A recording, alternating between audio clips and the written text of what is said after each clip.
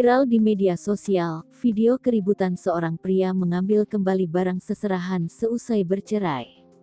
Video tersebut dibagikan dan diunggah oleh akun Facebook bernama Nok Ipeh pada tanggal 28 Maret tahun 2022. Dalam video yang beredar, terlihat keributan yang terjadi di sebuah rumah. Sejumlah orang tampak mengangkat barang-barang dari dalam rumah menuju ke sebuah mobil angkutan. Barang-barang yang dikeluarkan di antara lain seperti meja rias dan perabotan rumah tangga lain. Dari keterangan yang ditulis pengunggah, pria yang mengambil barang-barang itu tak terima dicerai oleh istrinya. Karena tak terima diceraikan, ia mengambil barang-barang yang sudah diberikannya saat lamaran. Selain itu, pria tersebut juga tidak memberikan nafkah pada istrinya, ia juga suka mabuk dan kasar.